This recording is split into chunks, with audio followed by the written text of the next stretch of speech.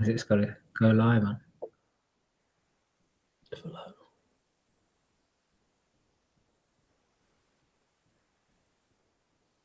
Is it on your page, Mark?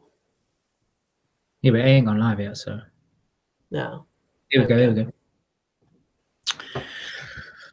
Right, here we go. The Business and Property Entrepreneur Podcast. Yeah, in this episode, we're going to be discussing how not to get caught out by cowboy builders, but also how to build a £8 million construction business and many more things as well. So if you are in construction, if you know someone in construction, you want to send them the link to listen to this episode because this is going to be a game changer.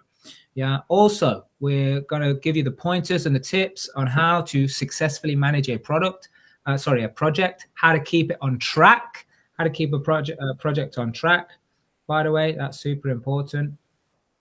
And, what to look for. So here we go. Let's get this bad boy on the road. If you're watching live, by the way, just let us know. If you're in a trade or you know someone in a trade, tag them. Yeah, we're actually going to give away. I'm going to give away some free tickets. Yeah, just some game changing training. Yeah, you know what I'm going to do? I'm not just going to give that away. I'm going to give away the VIP experience. Yeah, so give you access to online training straight away, where you could start to become a property entrepreneur, like the man you're looking at you right in front of you right here. His name is Adam Cooper. Thanks for coming on, Adam. You've been on these shows quite often.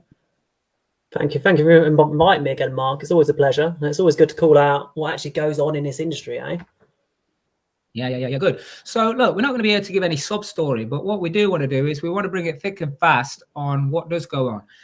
Of recent times, I know it's been really difficult for so-called business and property entrepreneurs, but mostly it's been difficult for the ones that are not really entrepreneurs. They're kind of set up a limited company. They think they want to work for themselves.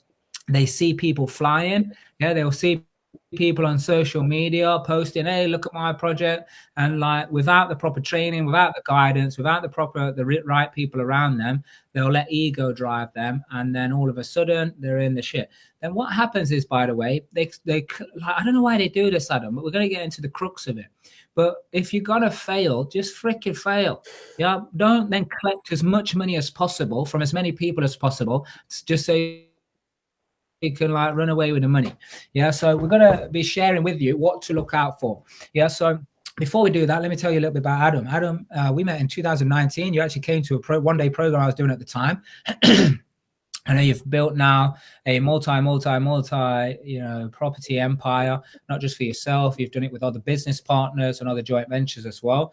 You guys are absolutely killing it and smashing it. But you have also built your own construction business, and to over £8 million. I mean, that is pretty freaking cool, isn't it? So give that a share and give that some comments in here as well.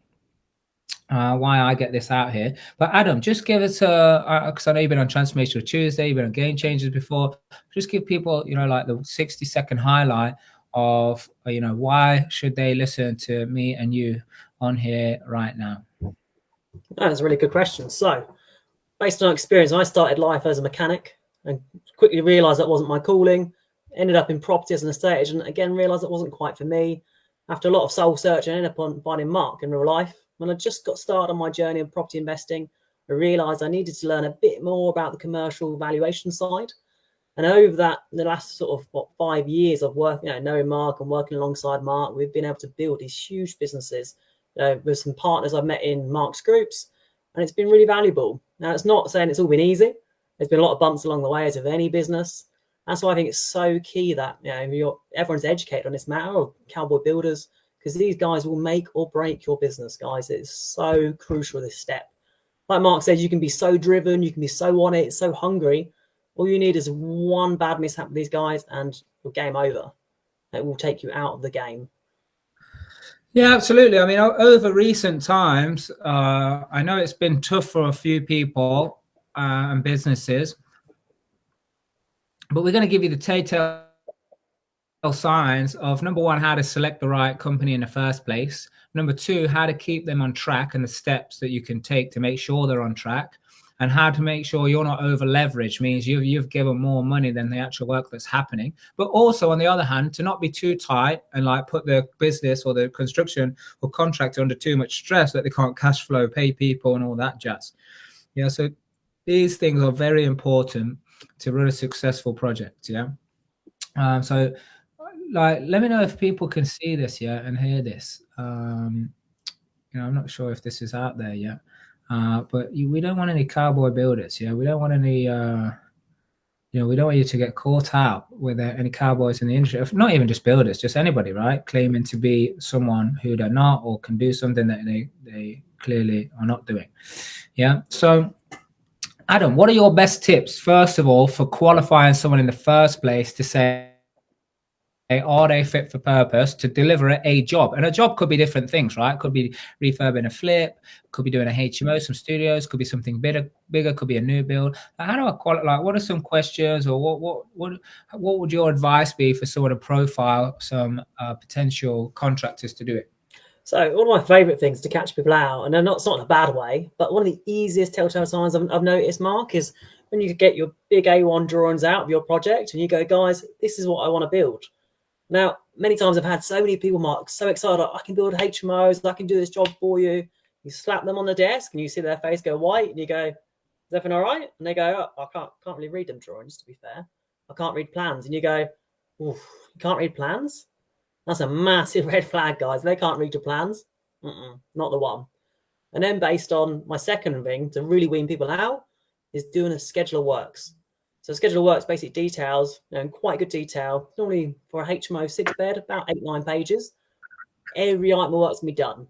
It doesn't go into the nut and bolt, how many screws you're going to use, but it goes into the areas of each bit of work. And again, if they can't price off that and the plans, they're not the one for you. And they may be fine doing a little decoration job at home for you, but they're not going to be the guys you're going to want to use in your big refurb projects. Whether that be a flip or conversion, you just not want to get tied up with them guys. Yeah. So what are some things that people could expect to see on a schedule of works? Maybe someone starting out for the first time. I know in our community, we've got templates, we've got examples that people can look, but like for people listening to this right now, what are some things I should expect to see on there that means, yeah, these guys, they kind of know what they're doing? You want to see on the detail. So like you want to see every section of the job, right from removals, structural alterations, groundworks and plumbing. You want to see it list out in detail. And it needs to be something you can read. And even with minimal building knowledge, you can be able to follow along. If it makes no sense, if you get a 1-pager from your builder and he calls it a schedule of works, not the one. Right? Again, these are super detailed documents. Imagine this document walks you through every element of the build as if you were there in real time. So you're going to literally be able to see, like, day one, we're going to be doing this. And then the next section, we're going to move on to this, and so on and so forth. And a little thing I've really noticed as well, and it sounds really controversial, but if a builder doesn't put preliminaries into a schedule of work, it says, again, probably not used to doing that size of project. So again, preliminaries, it's one of the things that most people are going to look at and go, it's just another cost. But it's a cost of doing the work. So the health and safety side, it's the setup side, it's all the waste disposal. It's everything that's going to keep you on the right side of the law when doing these builds and the builder. If that builder messes up, it's both you guys. Yeah, absolutely. Now, look, who's watching this? Let us know. Just give us a comment. Let us know where you are in the world, where you are in the country. If you're in the UK, I think it's really important that people get this information. So, like, one of the things, Adam, that might happen is the contractor, the builder, they might say, yeah, don't worry, we can do it like this. And they'll talk the game. Yeah, they'll talk the game. What can people do to protect themselves? Or what is the point? Like, what is the bare minimum that they should have on a contract, on a schedule of works to agree with? Yeah. Because I'm going to give people, I want to share and give loads of people, some advice like what I've done over the years. But like, what is the bare minimum they should have to be like, okay, like let me phrase it differently. If they can't write it down, can they do the job? Generally not. No. I'd say be fine decorating your house, maybe, but not fine doing a proper construction job. Definitely not. Yeah, because if you're a contractor, by the way, listening to this, let us know your view on that. Like, if it cannot be written down, like, hey, phase 1, X, Y, and Z is going to happen, is the costs associated there. Phase 2 is X, Y, and Z. Is cost for like it. If you can't write it down, can the job still be done? That's the question. You know what, Mark? Back in the day, when one of my first builders, really nice Polish team, a couple of lads did loads of little refurbs for me, bang on the money, no issues. When we first moved on to our first proper project for a client, I remember showing the plans, and I said, Lucas, this wall needs to come out. And his response to me was, Adam, if the house falls down, it's not my fault. I said, what? I said, Lucas, that's all your fault. I'm employing you to make sure the house doesn't fall down. And it was stuff like that where I realized, Jesus, these guys have been so good to me the last few years doing smaller jobs. I'm not the ones to move forward on these bigger sites. And it was little red flags like that where you could send these guys to do the jobs, fine, small little refurbs, no issue, and they do it really well. But they couldn't write it down. They struggled to price it. Yeah, they quite often end up trying to roll over days on at the end, going, Adam, we worked 3 days extra labour, 5 guys, that's 200 quid a head. I want $3,000. I'd be like, no. And it's these little telltale signs, Mark, which will show you a mile off that you're dealing with the wrong builder. It's like going to a dentist, about your knee hurting. It's a similar thing to a doctor, but it's not the same thing, and you won't want to get treated by them. Yeah. And what about the ones like, because sometimes and we just want to share what to look out for, right? Some people can be really responsive in the beginning, like they're always getting back to you, they do the schedule of works, they do the quota, and they do it pretty quick. Yeah. But then as the project starts to move on, they start getting some bulky payments, but now the real work has to happen. Yeah. Like, how can people not get caught out by that? Here's the low-hanging fruit. Like, what? It's a super common thing, Mark. Again, it really is. So, like you say, a builder will see a big fat deposit. If you're doing a 200 grand build and it's 10% deposit, that's 20 grand.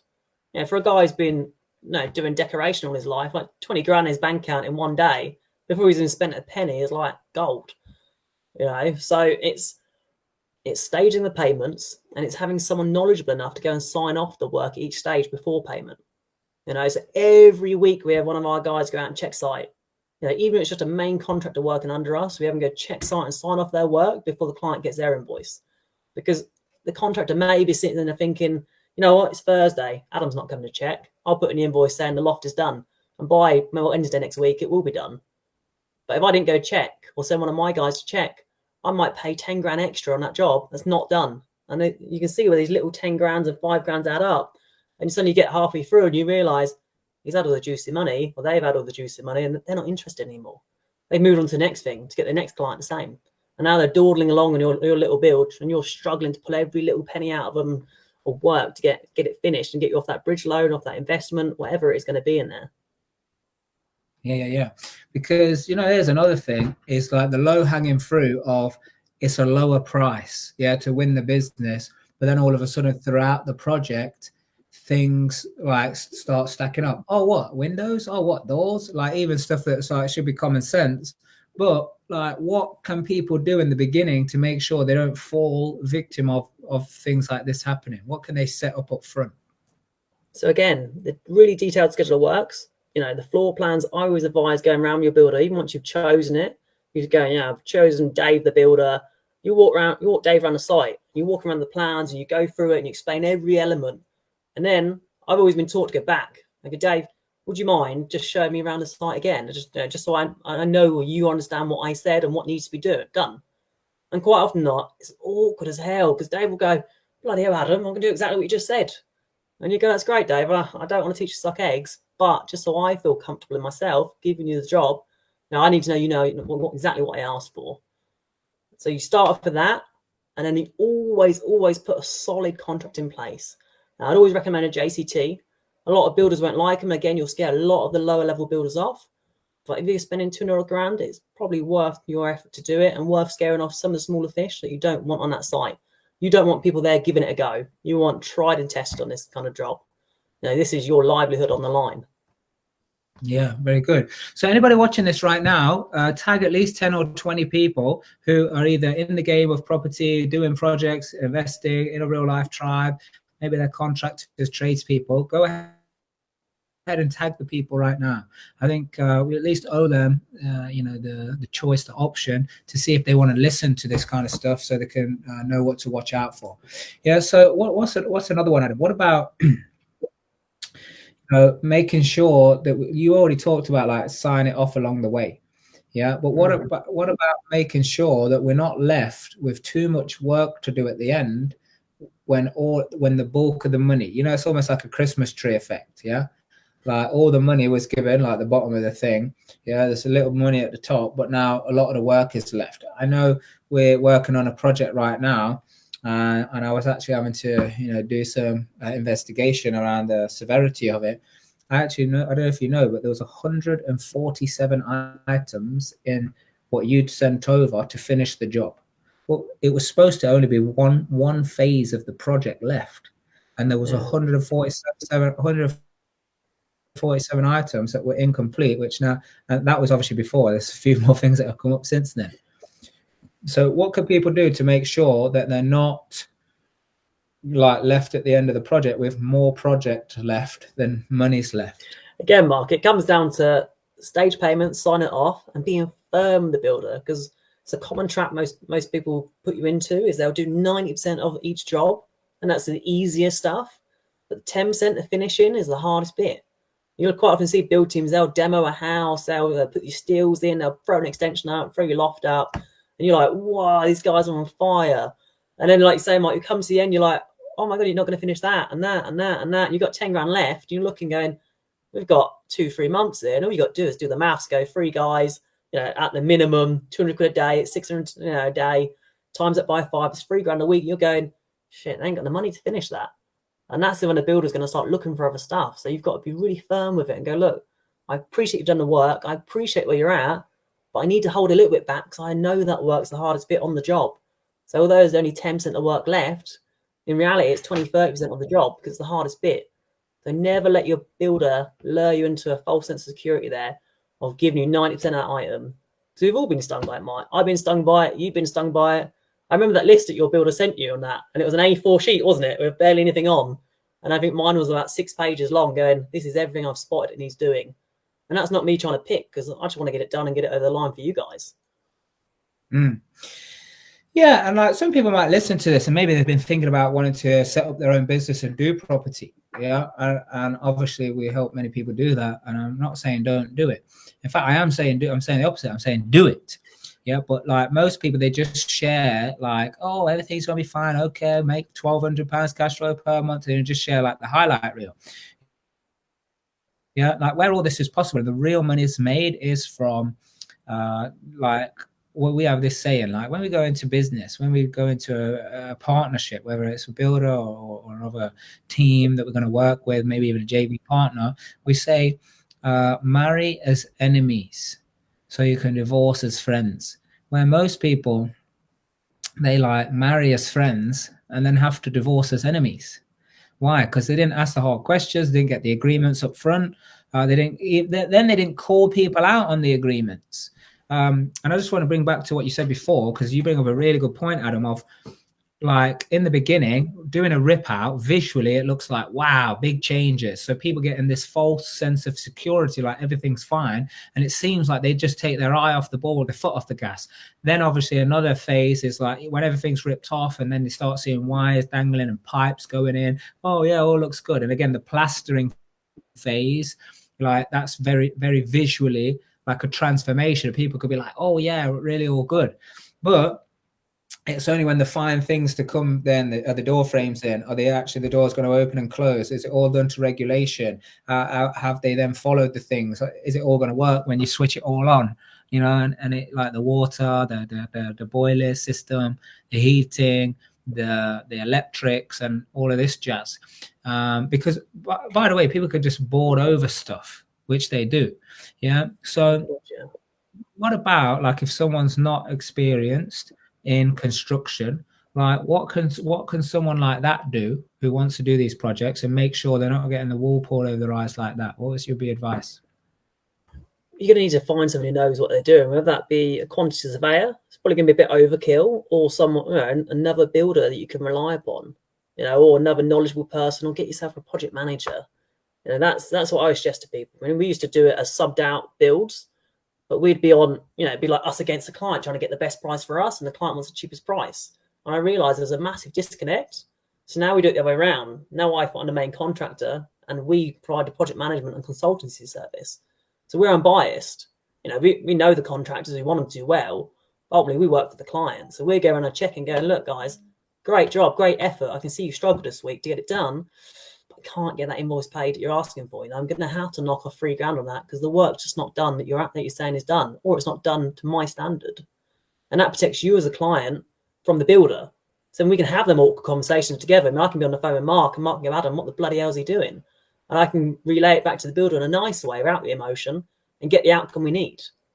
All while protecting everyone, making sure the build stays amicable, gets it done on time and the right budget, and to the right quality, most importantly.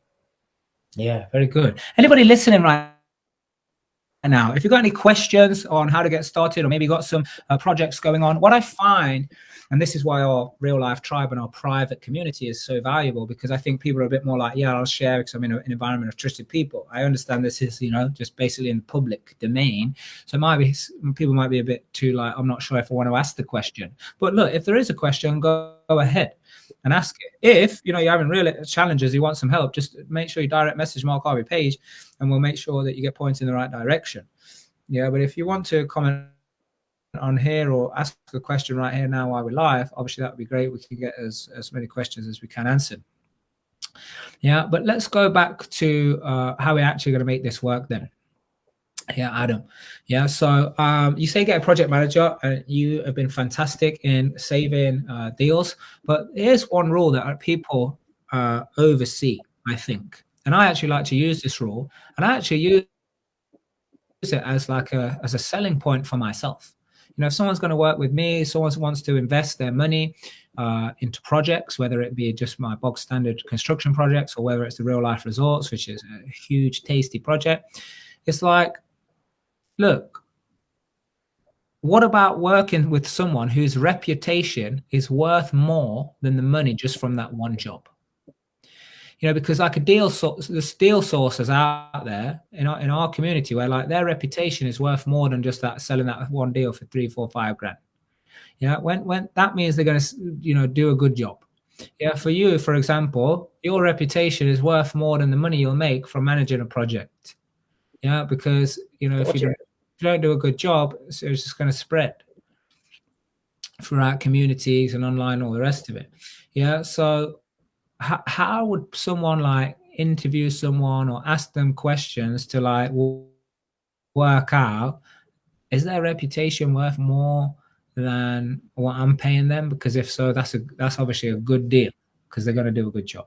No, it's a really good point you make there, Mark. I mean, one of the surefire ways of builders, and it's a really uncomfortable question to ask, but is, when was your limited company formed?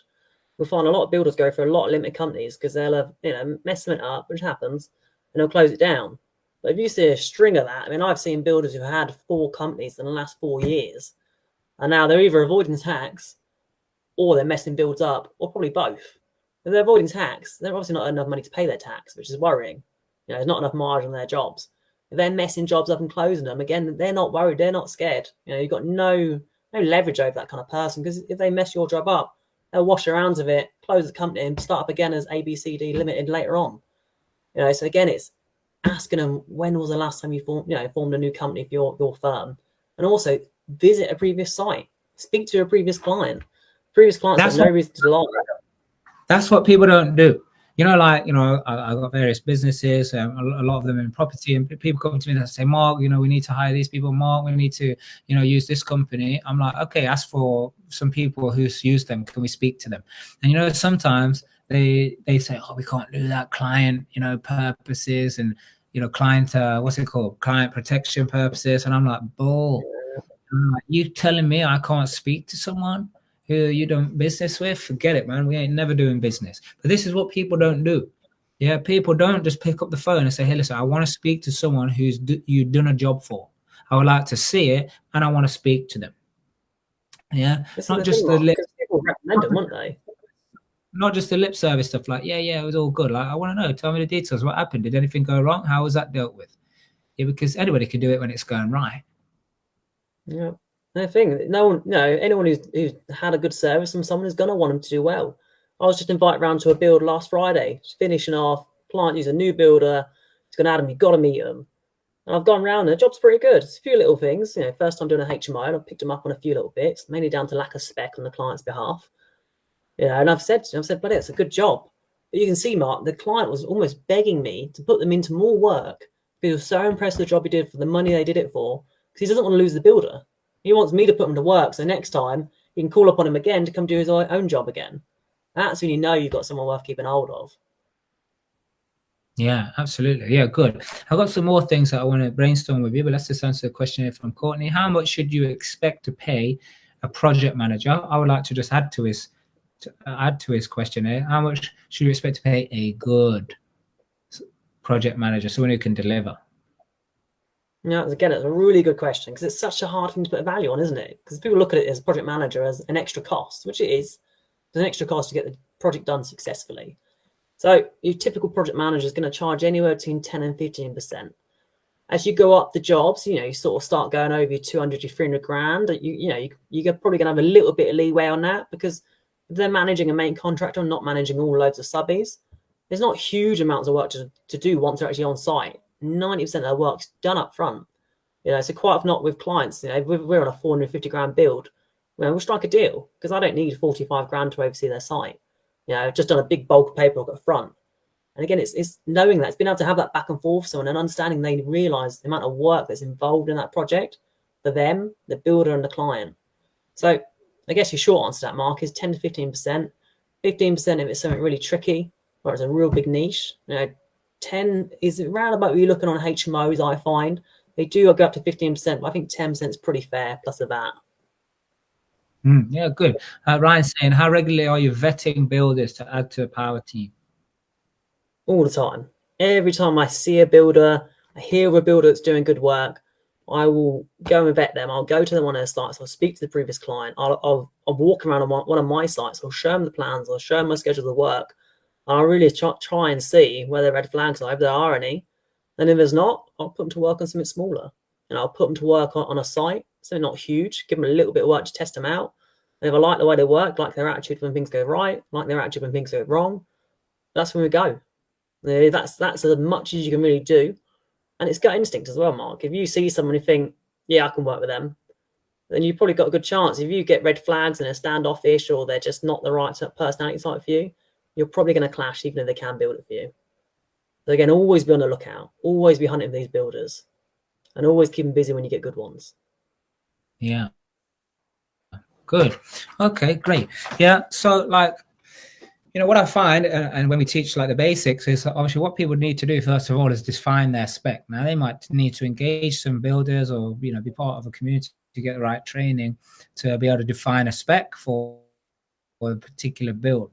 But once you've defined the spec and then get 3 people to quote off it, and get them to quote basically for the same thing. Because if you're having conversations and one says this, one says that, they're going to be pricing different things. But also you need what we call like rails. Yeah, like the plans, like you say, they've got to be able to read plans and go off the reports that tell you where things are, what the measurements are, what the the criteria is for the spec and all of that. Yeah, so once that's happened, then you've got to speak with some people, yeah, and find someone whose reputation is worth more than just this one job. Yeah, but the next question then is posed, Adam. There may be some people who have done some good jobs. They start to get a good reputation, so they take on more jobs. What can you do to make sure that they actually have the capacity to fulfill the job and not take on too many? Like, what's some things you can do to protect yourself? Again, another thing that comes up so often with builders, and you're right, Mark, it's a lot of them are a victim of their own success. So it's a case of asking them, how big is your team? Are they all subcontractors? Do you have people in your books you pay, which most builders do? They won't have loads, but they'll have their core team on the books. You want to be finding out how many jobs they're on now, how many jobs they've got coming up, and how many jobs they realistically think they can handle. Now, it's going to be a little bit tricky because some of it comes from experience, from yourself, and some of it comes from the contractor. And it's finding that middle ground of, do you think they're smart enough to be able to manage that many sites? Or do you think they're just running around like a lunatic, which most builders you'll find are running around like lunatics? How could we? How can we measure that? Like, how can we put a bit of science to it rather than trying to go off gut feel? Because I think a lot of people, they go off a gut feel, like, oh, I like the person, and then they'll do it because they like the person, but that ain't like a good recipe for always doing the best job. So how can you put a bit of science to it, Adam? Well, I find your average build team is going to do these jobs. They're going to be one guy. They've probably got the core team. There's going to be 5 to 12 of them on average for the kind of builders you're going to want to engage for our sites. And anything bigger, you're probably getting too big a firm. It's going to cost you too much. So 5 to 12 team, and there I wouldn't want that kind of team doing more than sort of 4 to 5 projects max. And I want them fairly close to each other. I'm talking within an hour's drive, ideally the same city. Because what I've seen so many times is a great builder will do really well in their city. They'll move areas to try and expand because there's massive demand for them and they're well priced and they will drop the ball massively. I mean, I once got underquoted, Mark, by, I think it was 35 grand and my margin was like 22 grand on this job. And I thought, what the hell can they do it 13 grand cheaper than I can before making a profit? And they got right near the end and cocked the whole thing up. They had to go change all the doors, fix so much plumbing. A ceiling fell down, a brand new ceiling fell right on a bed, right where a tenant could have been sleeping. Luckily they weren't because the house was too in bits to get anyone in them rooms yet. Thank God. It was a tribe member, and it was gutting to see, because part of you as the builder goes, oh, I kind of knew this was coming, but you don't want it for anyone. Yeah, cheap to. So again, I have this saying, and this is from my own failures, my own messing it up. Cheap today is not cheap tomorrow. And by the way, who wants freaking cheap? Like, we ain't buying toilet roll here. Like, we're investing in an asset that's supposed to cash flow, or we want to sell it and have a good reputation providing good homes. Yeah, here's a good question. For a mid-spec HMO project, what should one expect to pay a good competent contractor per ensuite or per room in 2024? That's a really, really good question, and it's a big moving target. But at the minute, from what I'm seeing on average, is your typical studio room will cost you around about 20 to 25 grand, and your ensuite room anywhere from sort of 17 to 21 grand, depending on the size, the spec, how much else is needed to do into the house.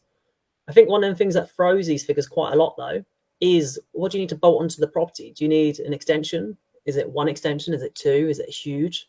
Do you need a loft? Is it a single dormer? Is it an L-shaped dormer? And it's all these things you kind of have to take into account, because if you just use that multiplier, you could do 6 studios for 120 grand in a big house with no additional add-ons like extension or loft.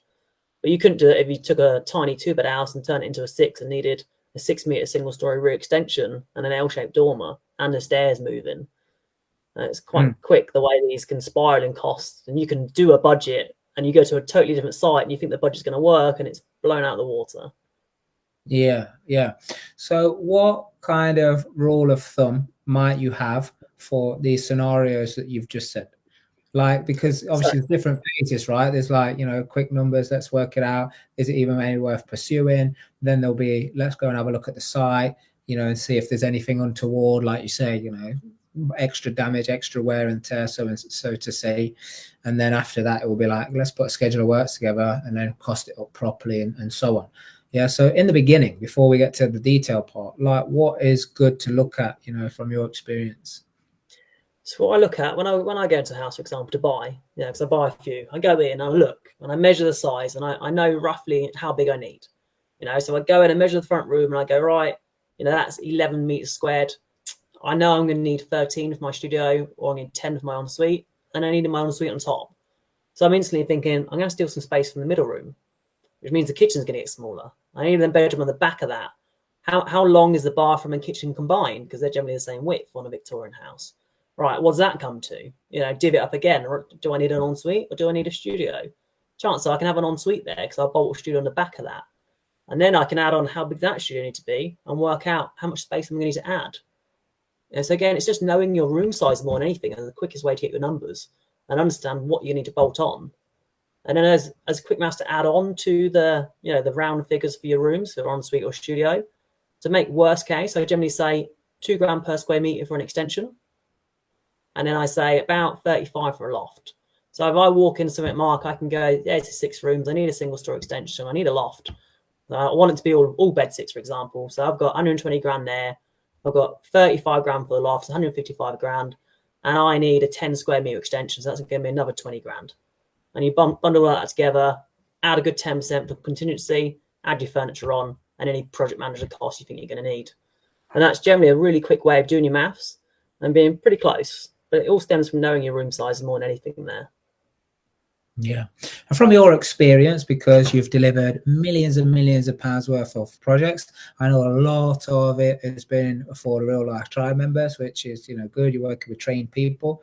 But like, what are the tips, on how to strike a good relationship with someone like you and actually see things over the line so you can keep doing project after project?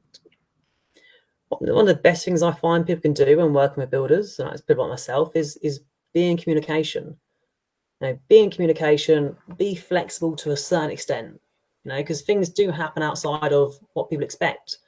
Now, if a variation comes up, as long as the builder lets you know, so you should be getting a call, Mark. If we pull the ceiling down and go, bloody hell, them rafters are shot. It needs to be an email. Call to you, Mark, I'm going to send you a variation of works. We've just found something on site.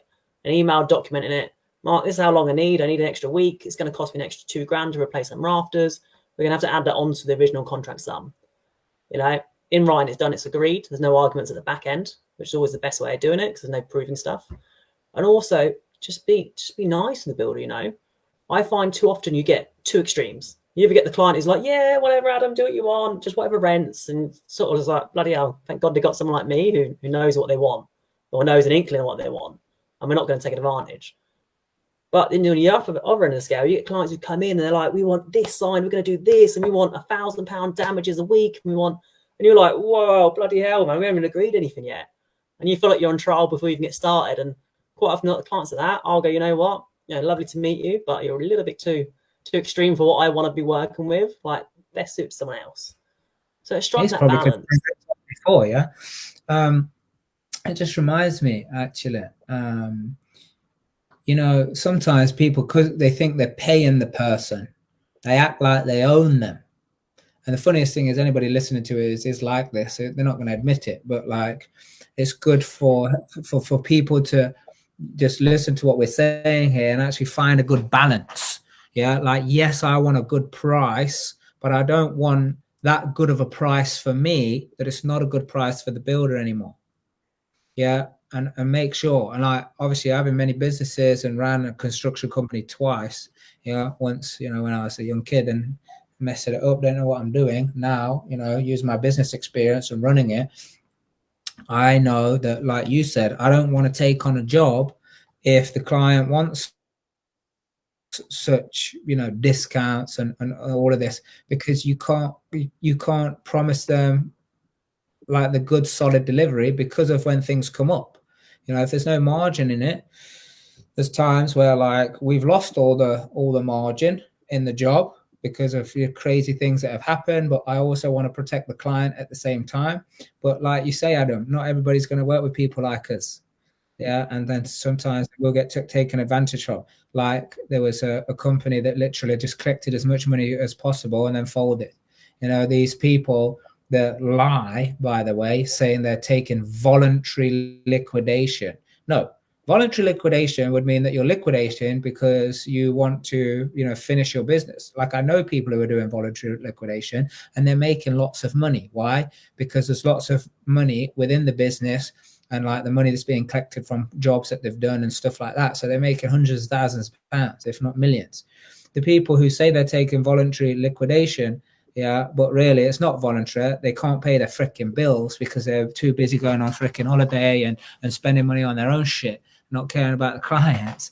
Yeah, the universe is a brutal place. It is wonderful and it is abundant and it brings us the stuff. But if you start freaking messing around, like, it will come back to bite you. But let me know in the comments, by the way, if you agree with what I'm saying here. Yeah, and then we're going, why wait for your comments to come in? Let's read this next question. To create a 6-bed all-in-suite HMO, typically, what would you say the minimum floor space one would need based off just looking at the floor plan online, for example? Again, this question comes up a lot, Mark. I generally like to work with no less than 90 meters squared initial floor space. because that means I'm probably going to bolt on a loft conversion and a 3 to 6 meter extension. I know it's not going to cost you earth. The bigger the better, of course, for the least money.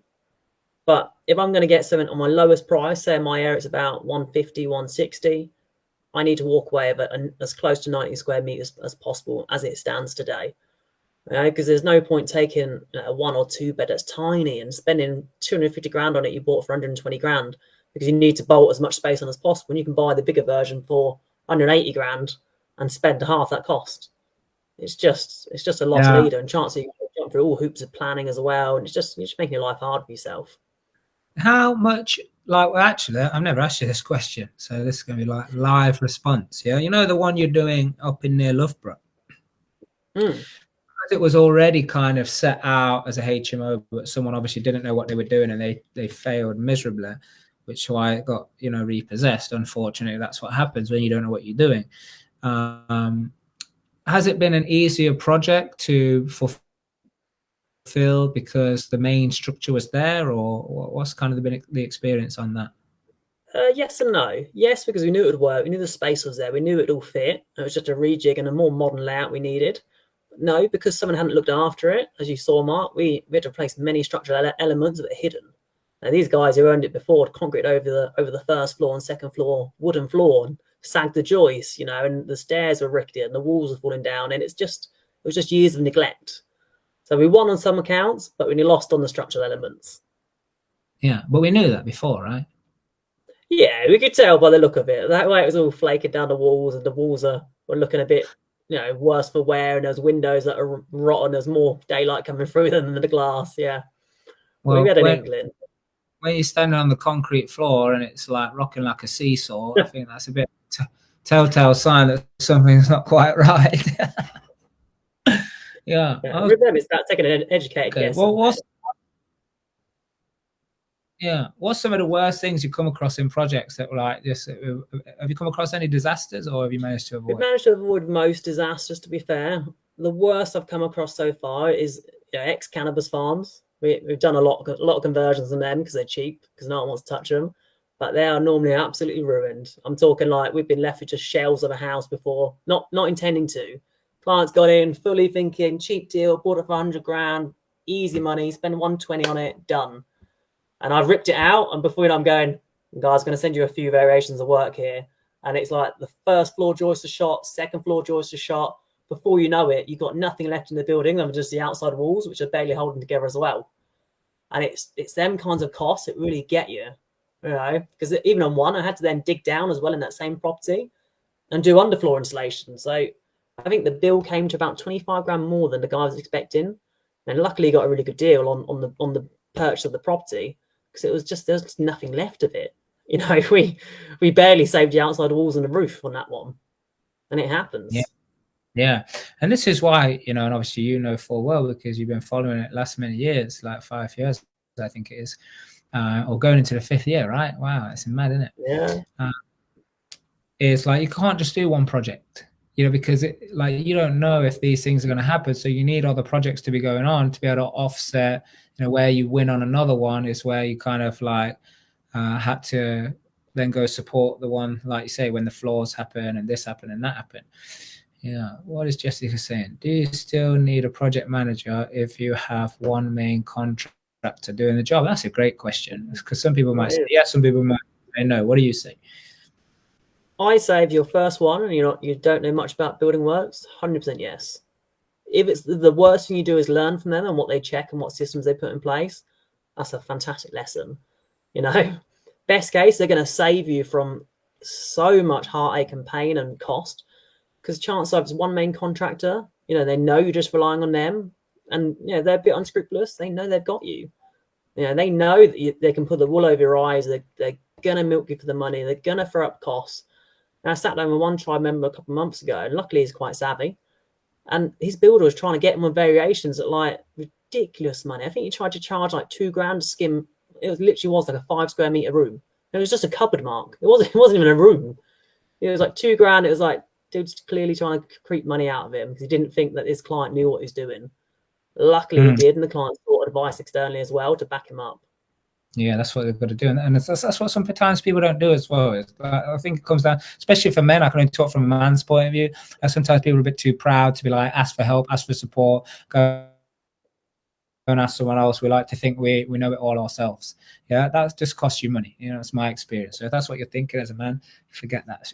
Just forget it. Like, ask for the help, ask for the support. Yeah. Another thing I want to ask.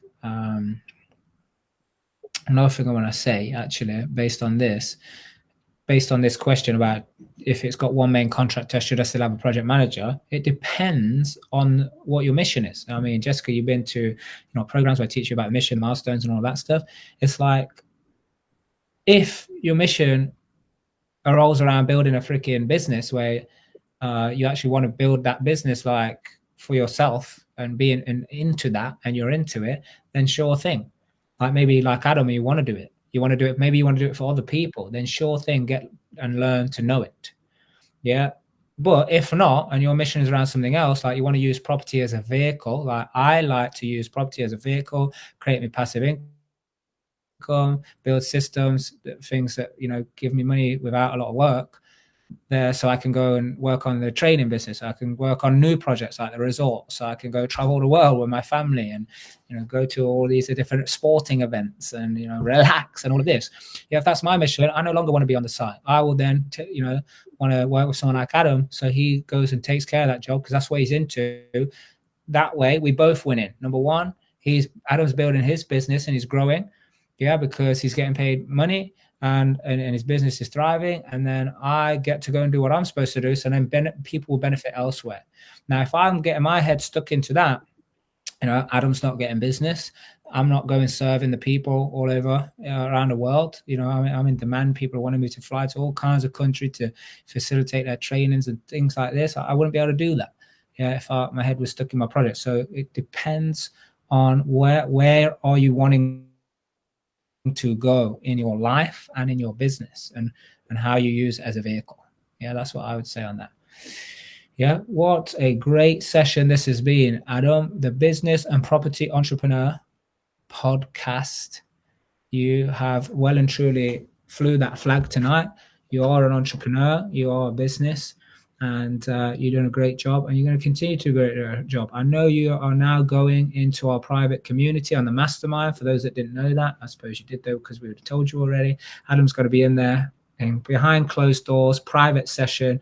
You can ask him and be able to speak to him, not one-on-one, but I mean, basically it is one-on-one, but we're in our community. So Adam, thank you for coming on.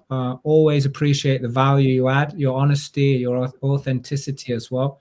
And it's always great to work with you. So anybody that does want to work with Adam or start to get some projects managed by him in the areas that he operates, reach out to him.